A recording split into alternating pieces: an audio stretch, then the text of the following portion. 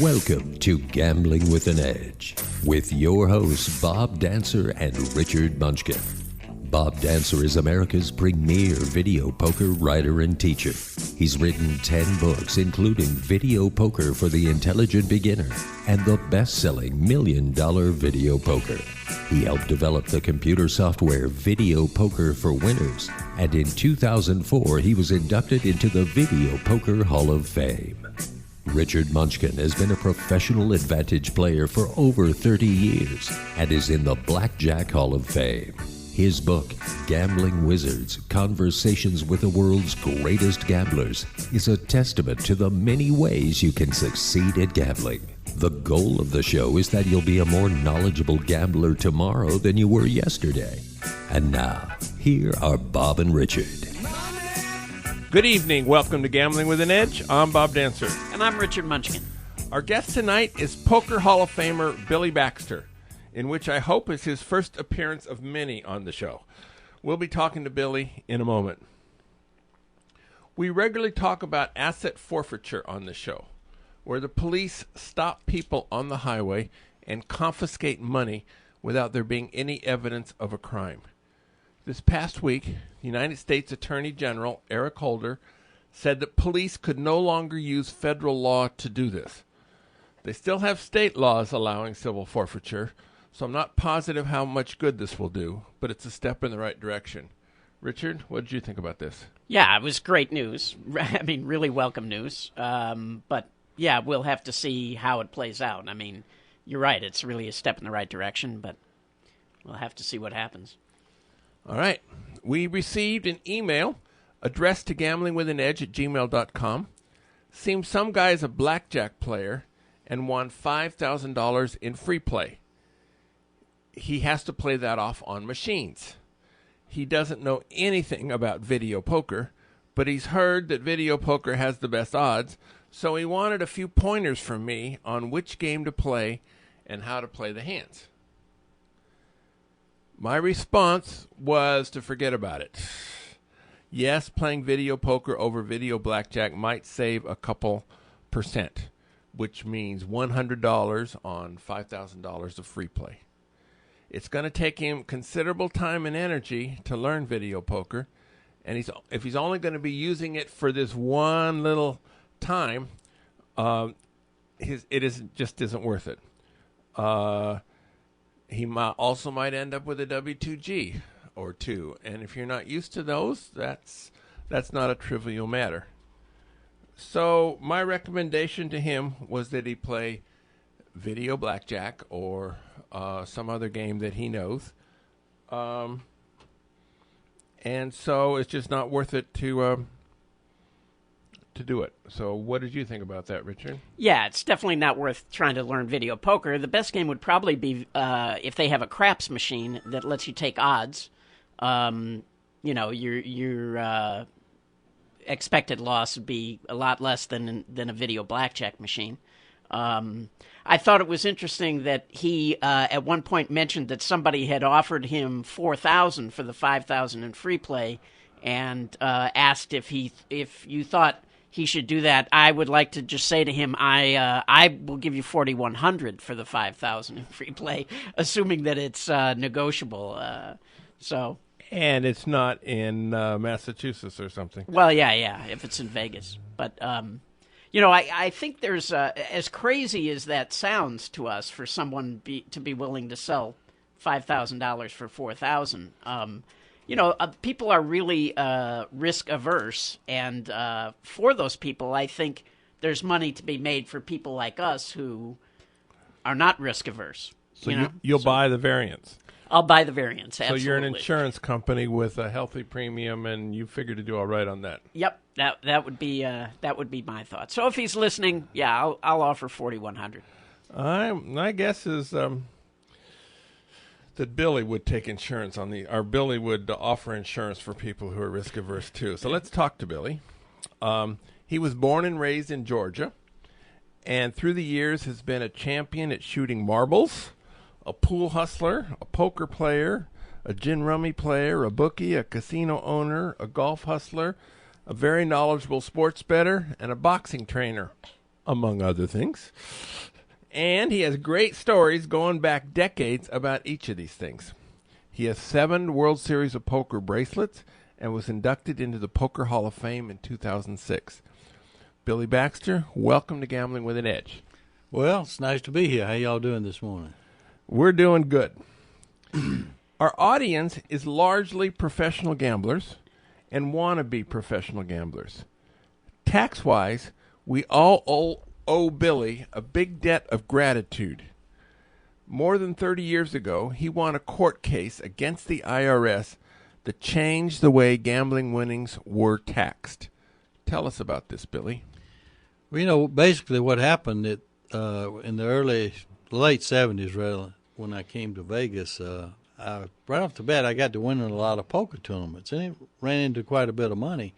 And naturally, I was paying tax on this money. And at that time, believe it or not, taxes were 50%, which was more than they've ever been. And I paid my 50% tax on the winnings that I had.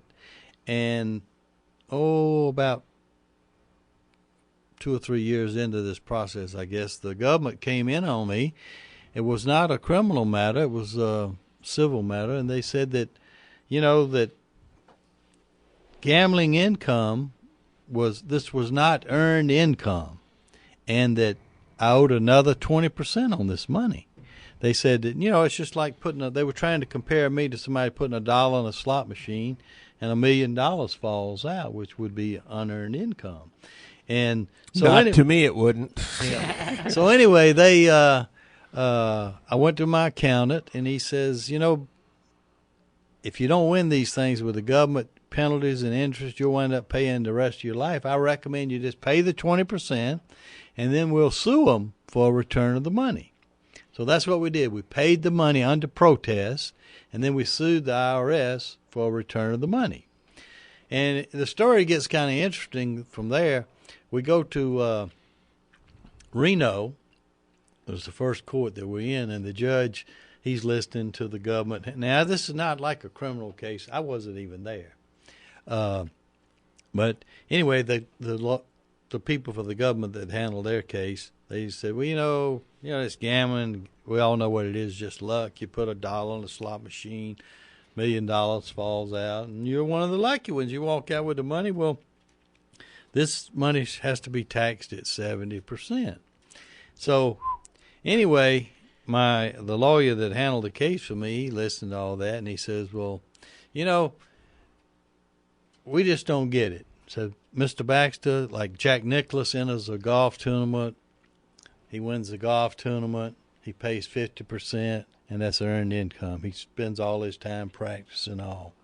Mr. Baxter's wife, Mr. Baxter tells me she complains all the time about he works all the time. He's never home. He's always playing poker, sometimes 2 or 3 days at a time. And yet y'all are basically saying that he doesn't work for this money. When Jack Nicklaus wins this tournament, he pays 50%. When Mr. Baxter wins a poker tournament or whatever, and y'all say it's not earned income and you want 70% from him, it doesn't make sense because poker is a game of skill. And anyway, when the judge heard everybody's arguments and all, when he got through, the judge says, and I never will forget the words he used, he says, well, I'd like to say just one thing to the government. He says, I find y'all's argument to be ludicrous. I'm not even sure I know what that word means, but anyway, I remembered it from their arguments. And he says, I just wish, he's talking to the guy that's handling the case, he says, I just wish you had some money, maybe $20,000 or something, and could sit down and play Mr. Baxter some poker and just see just how long you would last. He said, I don't think you'd last very long. I think you might be a little bit outskilled here. He says, I'm throwing this whole thing out of here. So he threw the case out. But they didn't give up. They appealed it to the 8th Circuit Court of Appeals in California. We go over there. Same thing happens. Boom, they throw it out. Throw the case out. Now they threaten to take it to the United States Supreme Court. The government does. And so they called. But basically, I think they were just wanting to make a deal at this point. And so we said, well, you know what? We've paid our taxes. We stand by our position. and let's go to the Supreme Court. We're ready to go. So they said, well, let me ask you this. Would you give up half of the money?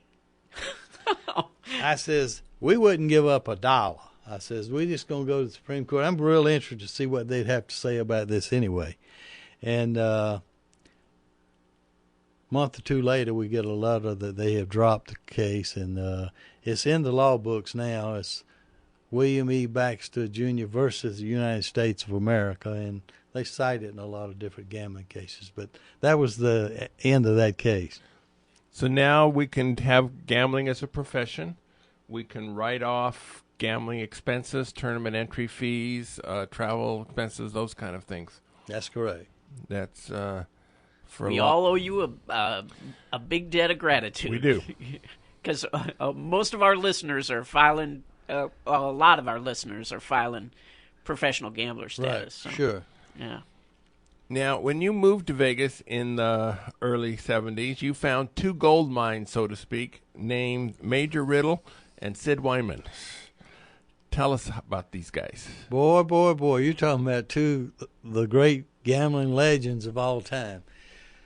You know, we have these casinos now, and they're owned by corporations and that sort of thing, and not one of them will give – they won't even comp a meal for you hardly anymore unless you're some big player and all. It's not like it was years ago. But Sid Wyman and Major Riddle were the owners of the Dunes, or two of the owners of the Dunes Hotel, which is where the Bellagio is now. Uh-huh. And by owning a casino, I came to the conclusion that they fancied themselves to be gamblers when, in fact, they were pretty bad. Yeah. And they loved to play poker. So now I had been in the gambling business and so forth in Georgia, but the reason I moved out here was it was illegal in Georgia, so I got tired of having the doors broke down, so I decided to move to Las Vegas. And we started playing poker, and they liked this game called Deuce to Seven No Limit. I never had even played it. And they played with a $500 ante, 1,002 blind. This was back in the 70s, which is probably the biggest game there's ever been, I guess. I wouldn't say that now. It's once Andy Bill came along, but because he's played some really big games. But compared to, let's say, a $4,000 and $8,000 game at the Bellagio, at that time, based on what money's worth now and what it was worth then, I'd say the No Limit Deuce 7 was probably the biggest game there ever was. Now, this is a low draw game. It's a draw low ball game. And so aces are considered high. That's correct. And straights and flushes kill you. They do. And all cards are concealed, and you can bet all your money anytime. There's no limit. We played no limit, and they were some of the most, in my opinion, courageous gamblers there ever was that played in that game. One guy, he's in the Poker Hall of Fame. His name was Fred Farris. They called him Sarge. I think he was the gutsiest player I ever played with, and I played with some really good ones like Doyle and all the rest, Johnny Moss. But Fred was a special gambler. He put all his money on the table all the time, and he wasn't afraid to go home broke. He was a real gambler. And but anyway, we had Sarge, and there was Doyle, and of course Jimmy Chagra came along during that period of time, and different people. Chip Reese came in on the tail end of that play. He's younger. Oh, and Bobby Baldwin was one of our regulars at the time. He had just come out here, and at the time he wasn't working. He was a professional gambler and a very good player in addition to that. So when Major Riddle or Sid would come sit down in the game, what was this? What would they buy in for? Usually anywhere from never less than 50. Most of the time they'd buy in 100. And, you'd sit with 100, and then gradually, by the end of the evening, a lot of people would have 5, 6, 7, 800,000 in front of them. I mean, that was just a common occurrence. And Major would lose 100, and he'd order 200. And if he lose that, he'd order a rack with 500. And so, money was not – they owned the casinos. They just would go get them another rack. Wow. And you were saying that that Major he liked you as a player. He didn't like the other guys because I wasn't the only one. One thing I discovered very early on with him was you couldn't quit. In other words, he had a lot of board meetings and different things he was on. He might leave at 12 o'clock to go to a bank board meeting and tell you I'll be back in 2 hours, and 8, 9 o'clock that night, he'd leave his chips on the table. And if you ever quit and left, he'd get mad with you. I learned that he didn't like people that left. Like he said, what was that guy's name that left? I don't want to play with him anymore.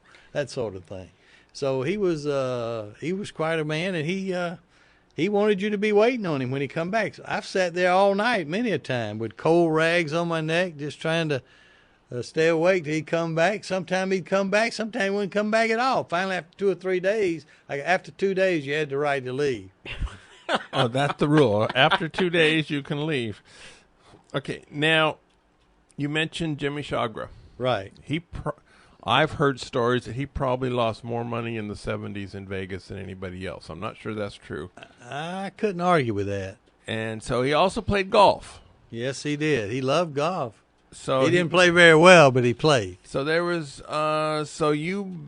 one story I heard is you beat him over 300,000, and it took some special effort to collect the money. What was that about? Well, at that time, everybody was out there betting on the side. I'll lead into that story just to show you how this was a gambler from around town. His name was Tommy Fisher. And Tommy Fisher's dead now, but he could shoot in the low 70s with no problem.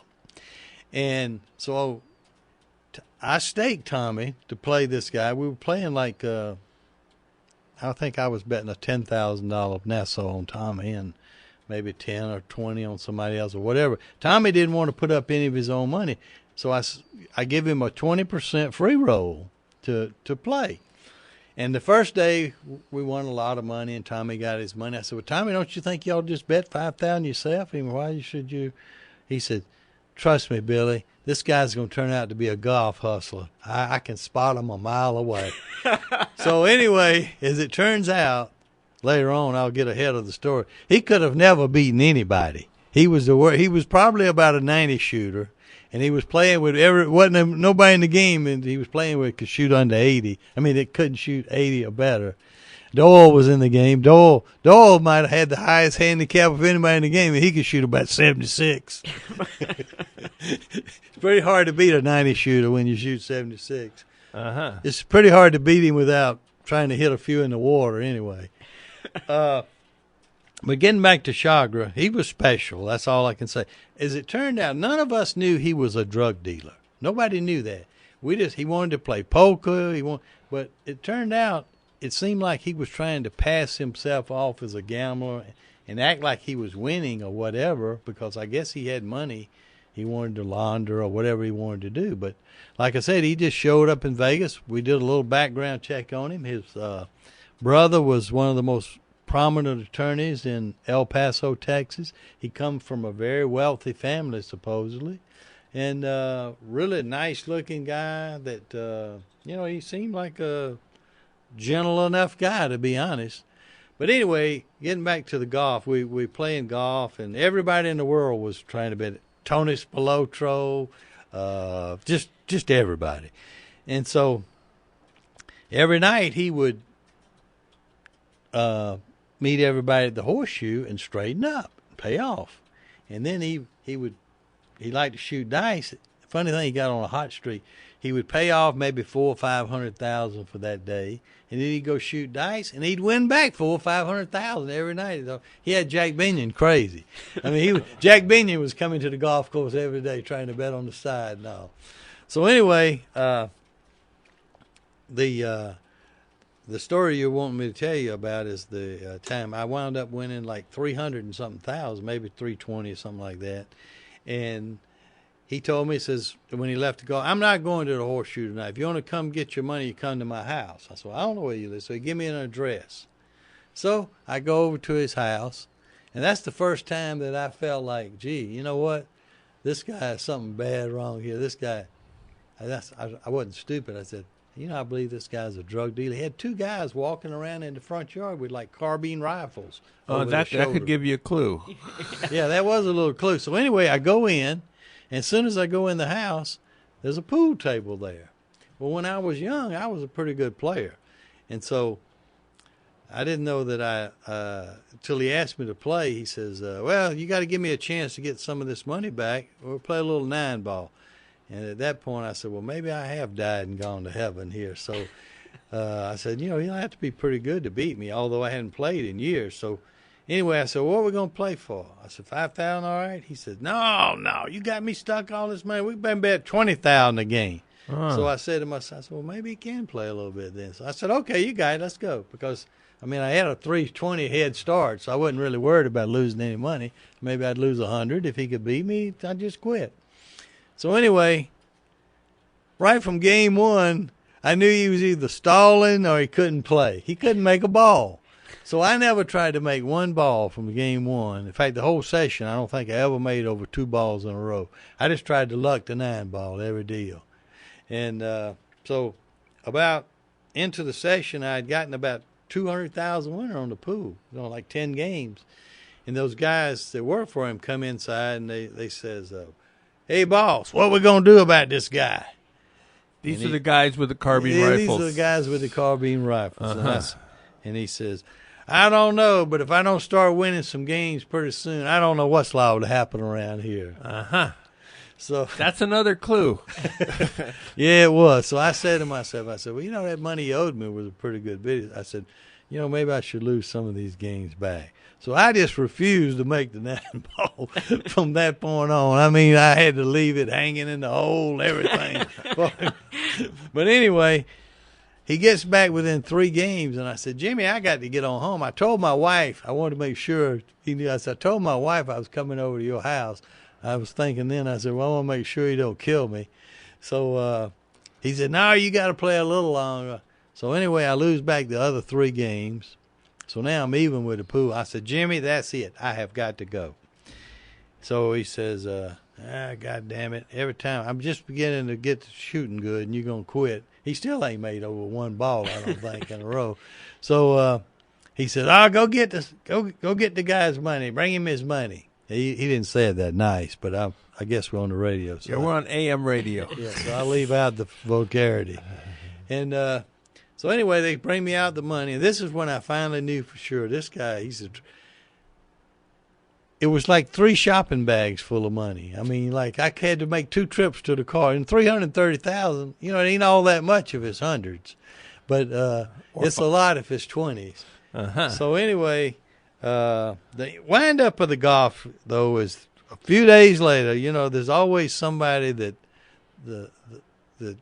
kills the goose that laid the golden egg, so to speak. So we're all playing golf, and then now it's like a piranha pool out there. There's so many people out there trying to bet and all, and so we're playing. And Puggy Pearson's in, and he's been in the matches all along. But anyway, he gets down there in the woods or something, and he kicks his ball out of the bushes. And one of them bodyguards, a shogger, sees it. Blatant cheating. Yeah, blatant cheating. So he runs over to Jimmy and says, Jimmy, Puggy just kicked his ball out. So he says, that's it.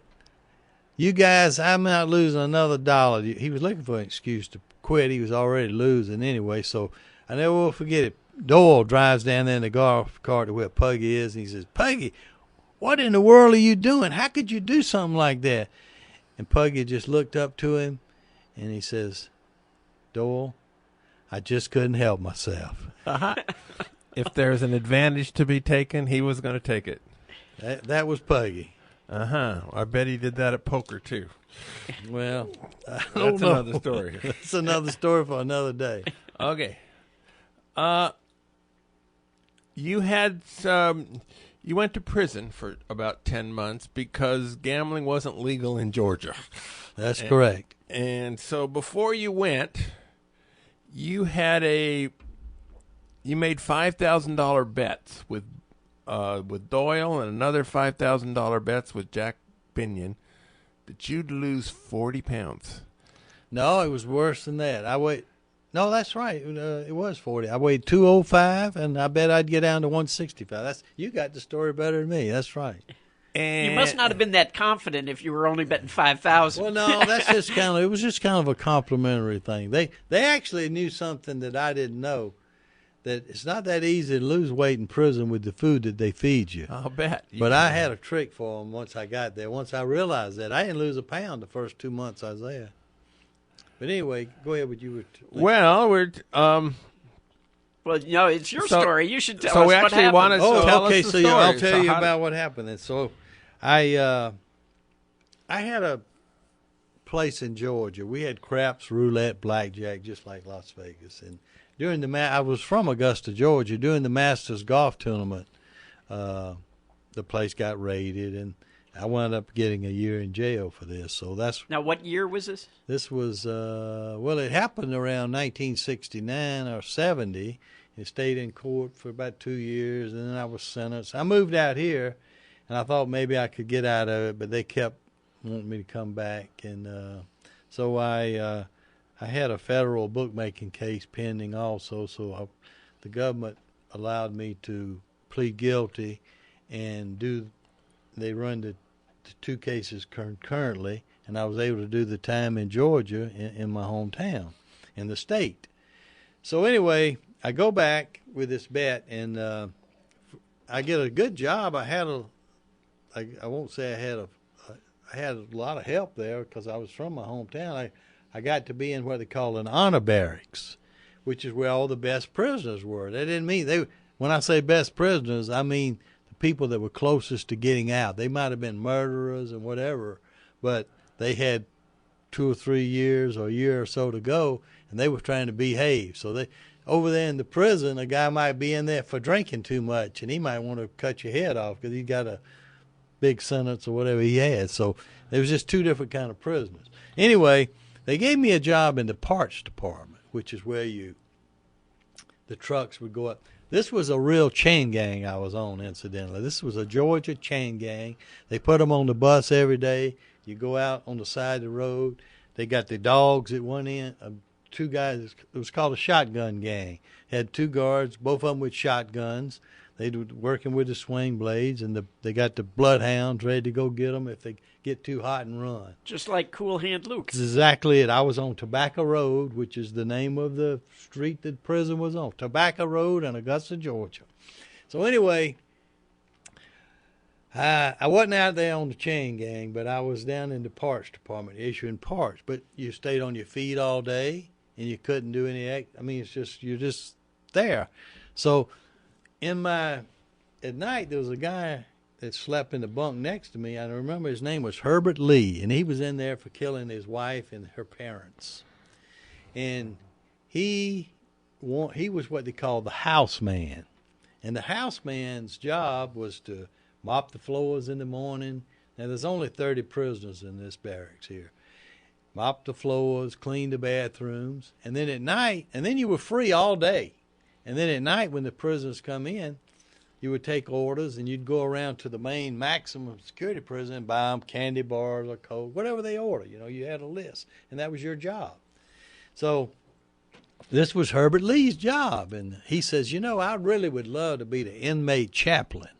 Because once they get in jail, they want to get religion because that helps them get out a little sooner.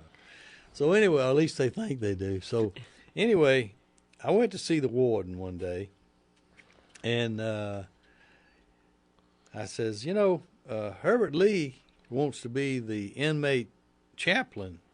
And I said, I'll just be honest with you why I'm here. I made a bet with 2 gentlemen in Las Vegas, $10,000 before I came here, that I would lose 40 pounds. I hadn't lost a pound. I said, but I watched Herbert Lee's job, what it is, after he gets through, it's about 2 hours, a little work in the morning.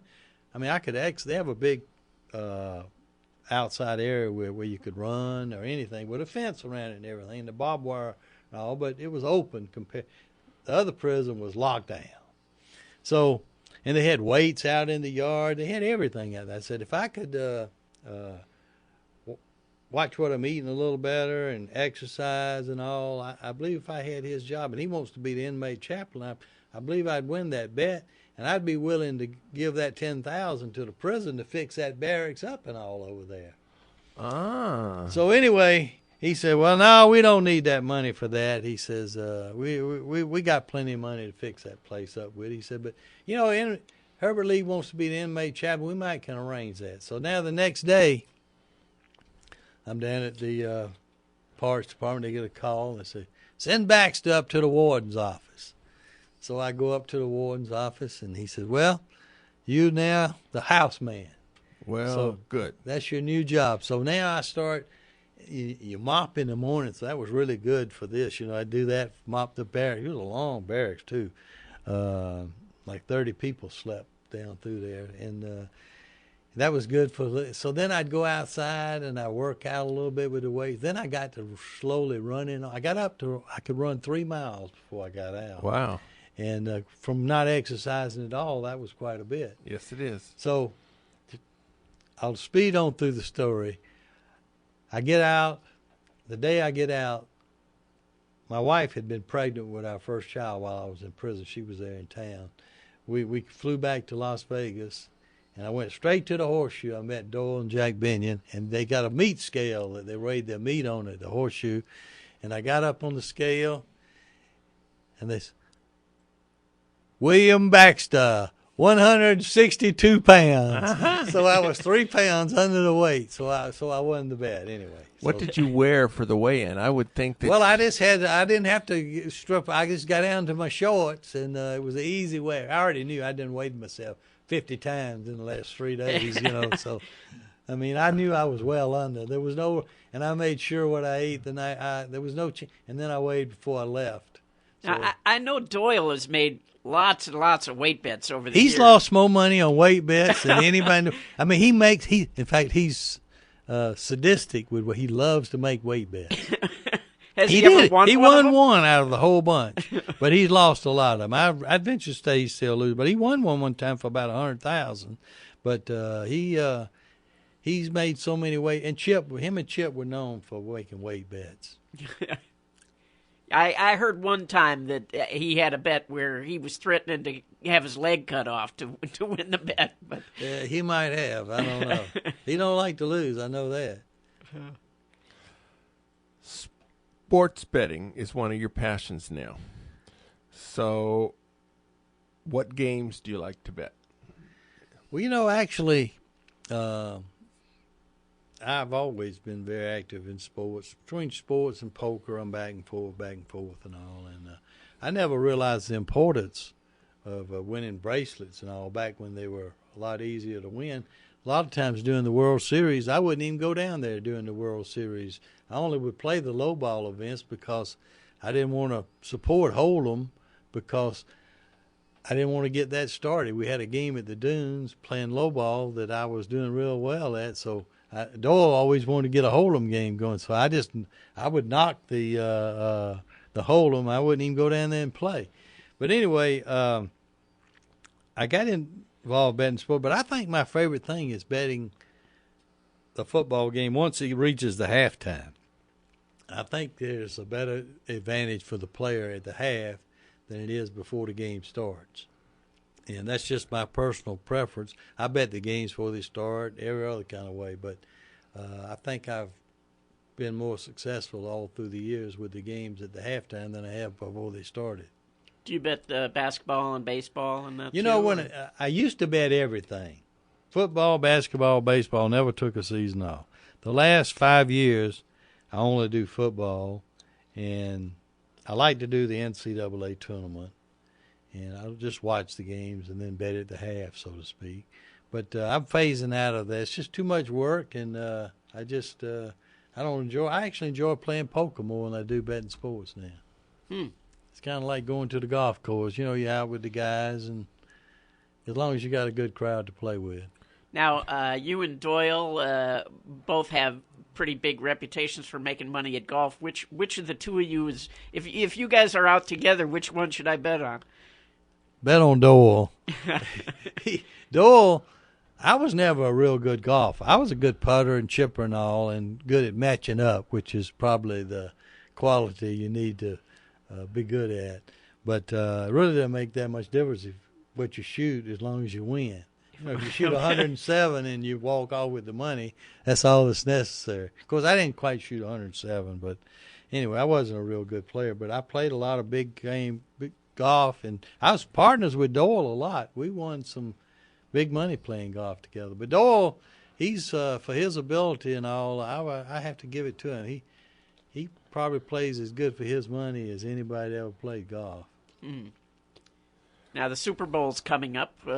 I'm sure our listeners are wondering who you got, who you like. Well, I'm gonna tell you then.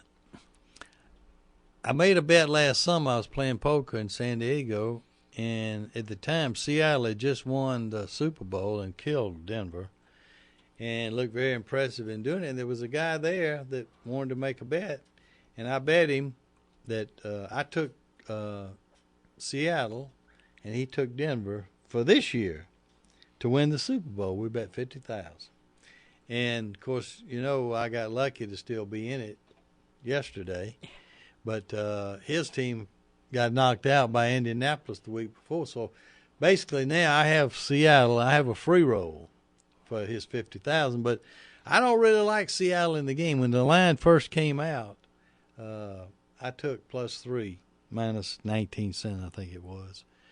But I could only get down like 20 or 25,000. +3, but you bet on the Patriots. Yes, I bet on the Patriots. Uh-huh. And so I've got kind of a free roll at either winning 30,000 or 20,000. So that's not too bad a shape to be in. But I think I didn't like the way Seattle looked in the game. I didn't like the way they played, and I kind of like New England in the game. So you actually have a middle. If it comes between... Oh, if it comes in the middle, it'll be nice. And Yeah. this game, believe it or not, could be that kind of close game Sure, where 1 somebody point. wins it by 1 or 2. Yeah. All right. 3 was not so bad. We're going to be doing a few commercials, and when we come back, we're going to be asking Billy about his relationship with Stu Unger. The South Point has more than 10,000 games, returning more than 99%. This is more than anybody else has. Players who come in a lot are getting double mailers in January. You pick up your regular mailer amounts Monday, Tuesday, or Wednesday, and then you get the same amount Friday and Saturday. Do that 3 weeks in a row, and on the 4th week you get an additional double mailer. The new 10-week semester of free video poker classes will begin Wednesday, February 4th at noon in the Grandview Lounge. The first class will be Jacks Are Better, and the rest of the schedule is posted on bobdancer.com. At the Palms, the weekly 7 p.m. drawings on Fridays, winners share $10,000. You don't need to be present to win, but you must collect by midnight or your prize evaporates. 5 times entries Friday 8 to midnight, 2 times entries Friday between 4 and 6:30. Play for prizes, PFP, through January 30th, or up to $190 a day to TJ Maxx, Marshalls, and Home Goods gift cards. Those are all the same cards. They may be redeemed at a rate of 0.2%. You keep your points. At videopoker.com, it's the best place to play a lot of games. You sign up for the gold membership, and it allows you to get corrections on our games. It is the only place to get corrections on quick quads, for example. The game of the week is 100 play with Super Times Pay. Super Times Pay is a 6-coin per line game where approximately every 15 hands you receive a multiplier in the 2 times to 10 times range. Playing the 6-coin adds about 0.25% to your expected value and does not change your strategy. All right, Billy. Stu Unger, a masterful card player, had some personal problems. You staked him main event in the World Series of Poker probably 3 times. How did that go? Well, overall it went very good, but I had some good experiences and some bad experiences with Stewie. He had a lot of demons, and one of the things that I had to deal with him was one of the times I was staking him at the World Series. At the end of the first day, he was a chip leader with about 70,000 in chips. Now, the next day, they were supposed to come back, and they called me. Eric Drake was running the tournament at the time. Says Stewie hadn't shown up. So I start calling, and so I called the Golden Nugget where I knew he was staying, and his room didn't answer. So I called security and had them go up to his room. Well, they found him laying on the floor beside the bed. They called paramedics. They put him in an ambulance, took him to Sunrise Hospital. So Eric called me back and says, well, they found Stewie. He was unconscious, and I went to, they took him to Sunrise Hospital. So I get in my car. I said, well, Eric, I said, can I come down there and play those chips? He said, no, you know you can't do that. He says, so anyway, I go to Sunrise Hospital. I go in, and evidently they didn't have a room yet because they got him sitting in the hall in almost like a bassinet. That's how small he was. He's a little bitty guy. And doing those drugs and everything, he'd almost shrunk up to nothing, really. So I go up there, and I see he's in there, and he's like asleep. So I shake him, and he don't move. And the doctor, guy with the robe, comes up next to me and says, sir, says, do you know this guy? And I said, yeah, he's a friend of mine. He says, well, I says, he's in a poker tournament, and he needs to go play poker. And he looked at me like I was crazy. He said, well, I got some bad news for you. He says, I gave him a little shot, and he's going to be out for quite a while. He's not going to be going back to that poker tournament. Uh-huh. I said, well, you think he'll be ready by tomorrow? He said, I have my doubts. So I go down there to the tournament. He had so many chips that he actually lasted into he barely got to the money in the tournament before they handed him off. Took him 2.5 days to hand him off. And so that's when I was through with Stewie. No more nothing with you, no more Stewie. You got the chip lead, and you wind up in the hospital and don't even play for the money. So now a few years go by, and he was always in and out, and when he got money, he tried to play in the big game with us and everything. Let me say this about Stewie. He was a great no-limit hold'em player, but he was not a successful gambler. And also, he was the best gin rummy player that ever lived.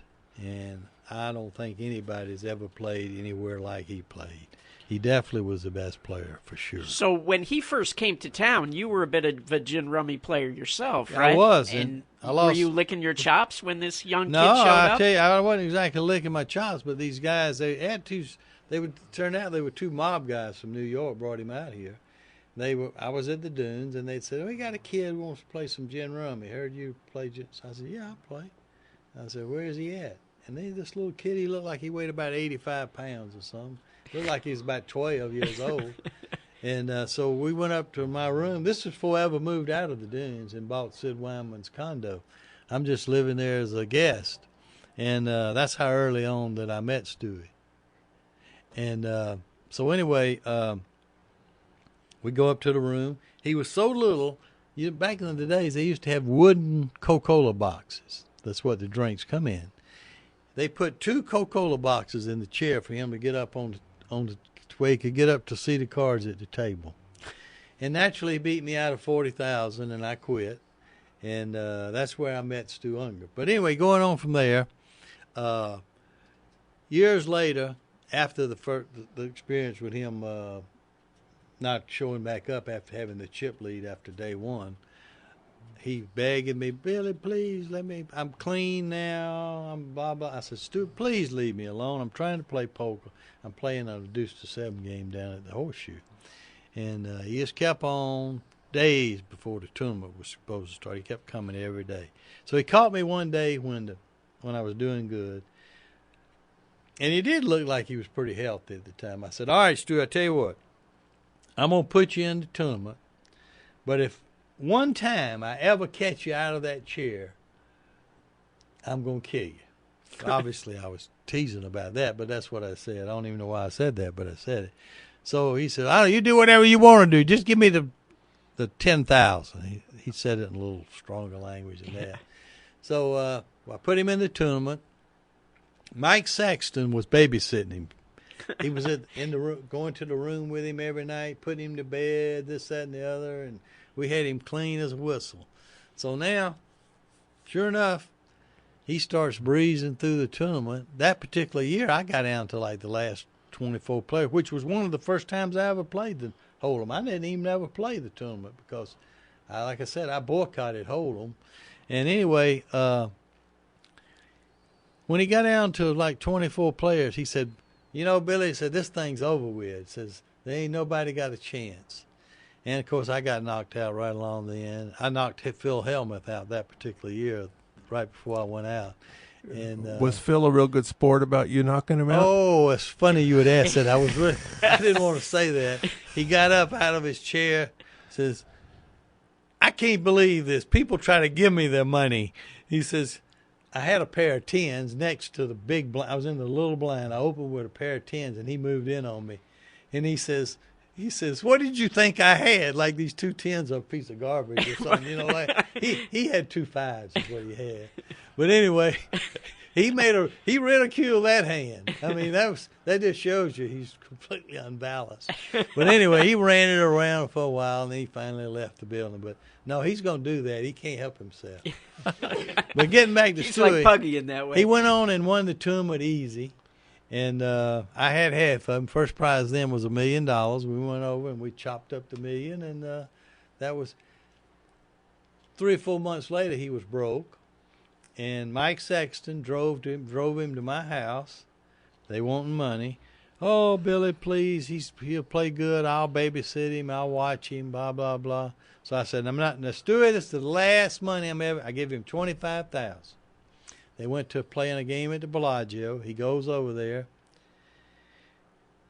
Mike called me about 3 hours later, and he said, well, we lost $14,000. He just got up and quit. He had $11,000 in front of him, and he just got up and quit all of a sudden. Said he didn't want to play no more. And that's when I knew right then that boy was going to die, because he never quit a game in his life if he had $1. And I just knew that was so unnatural for him to quit with $11,000. And sure enough, 3 weeks later, he was dead. Mm. Do you still enter poker tournaments? I play at the World Series about 3 tournaments out of the about 50 or something. I've been playing the main event the last few years, and I play the No Limit Deuce and maybe one of the other low ball events, and that's about it. It's too grind. It's like, it's just too hard to do. You can go a day or so, but 3, 4, 5 days it just grinds on you, and that's why you see all these youngsters winning, because people talk about it's not anything athletic about it, but it's a strange thing. It got that table last year. If you looked at it, I think the guy was 21 that won it, but the oldest guy at the table was 33 or something. Maybe one guy was 40. I'm not sure. But they make bets now that nobody over 40 will get to the final table. I mean, so age must mean something. Yeah, it's an endurance contest. I mean, those are long days. And they get longer and longer. The skill level of the modern players compared to the skill level in the mid to late 70s when you played regularly with Doyle and Chip and Sarge, Puggy. Probably Johnny Moss was still playing that. Yes. So how is the skill level of the modern players compare? Well, I'll tell you what I got to say about that. Doyle, believe it or not, and Doyle is one of the best players that ever lived, if not the best. He's a great player. He says that Johnny Moss was the best player he ever played with. He still says that today. I didn't have that experience because I came here a little late, and Doyle was from Texas and had been played on around Texas with Johnny 10 years or so before I came here, which makes Johnny go back 10 or 15 years with Doyle. My experience with Johnny was he became very predictable at the end, and he was an older guy, and he didn't play that good. So, but I know he had to be different earlier. So, but anyway, getting back to what the question is, Sarge Farris was one of the most tenacious gamblers ever. Chip was a great player. Doyle was a great player. They all were really good players. How do they compare with the players today? I'll tell you how they compare. The guys that play tournaments, to me, is not even the same thing. It's like apples and oranges. In other words, in fact, a lot of them that are considered superstars are actually terrible at real money poker. In other words, they have no heart for real money poker. In other words, like they can take a $10,000 entry and put that up. They know that's all they can lose, and they play with conviction with that because they've learned that you have to. But if you sit them in a real poker game where people have 30, 40, 50,000 in front of them, and they're playing for that money, and they know if they lose, they got to reach in their ass pocket and take out some more money, they can't play at all. And I won't call the names, but there's some of these real popular names that fall way, way high up on the list of that, of superstar players that their money is not worth 10 cents on the dollar in the cash games. So having said that, it still doesn't exactly answer the question. They have taken poker to a different level. There's a lot of really good players now that can play. There's a lot of them that can play for the cash. The Ivies, and he's not the only one, but there's just a lot of them. This kid, Scott Seva, I think, is a great player. There's a new kid you might not even know of, Brian Tate. I predict him to be a real, but there's 40, 50, 60, hundreds of them that all play real good and are capable of playing cash games. But as a general rule across the board of all those hundreds of thousands of players, most of them don't play too good in mixed cash games. Did you play on the internet when the was popular? When they came along, I wasn't crazy about the internet because I always liked to play high stakes poker, and to be honest, I didn't feel very comfortable playing on the internet for big money. I mean, because it doesn't take any fool to know that if you're going to fix it to where people can cheat, they'll do it. And what's to stop? As everybody knows still, the three of us, we all playing at the same time. We're telling each other what we got, whatever. In other words, that's a big advantage. So, sure. So I just, I never liked internet poker. I think it's the greatest training tool that was ever invented, and that's why all these people play so good. They play so many hands so fast. They get good. They get good in a hurry. All right, we've been talking to Billy Baxter. We've touched on a small number of the questions we have for him, so we're going to beg him to come back. Our guest next week will be Michael Shackelford, who former host of this show, and he's going to be talking about Super Bowl props. And hopefully he doesn't get burned on no safety again this year. That is a great bet. It's a cliff jumper. And something like 4 out of the last 5 Super Bowls, there's been a safety. And so Shaq still has hair. He hasn't pulled it all out. All right. Richard, if somebody wants to listen to our show, how do they do it? You can reach us at gamblingwithanedge@gmail.com or facebook.com/gamblingwithanedge. You can get the show delivered while you sleep. You can sign up to get it through YouTube, iTunes, Stitcher, or at my website, richardmunchkin.com. You can listen to archives of all the old shows at bobdancer.com. You can also reach me on Twitter at RWM21. So send us your questions. You can send us your questions for Shackelford for next week about the Super Bowl and the prop bets.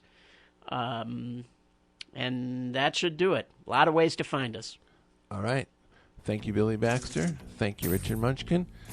See you next week. Go out and hit lots of royal flushes, everybody. Good night. You've been listening to Gambling with an Edge with your hosts, Bob Dancer and Richard Munchkin. Subscribe to the show in iTunes, and episodes will be delivered to you automatically every week. Archived versions of past shows may be found at bobdancer.com and richardmunchkin.com. We welcome emails at gamblingwithanedge@gmail.com. Bob Dancer and Richard Munchkin are both available on Facebook and welcome your questions. The sponsors for the show are the South Point Hotel, Casino and Spa, the M Resort, the Palms Casino Resort, and the website videopoker.com. Join us again next week for another Gambling with an Edge.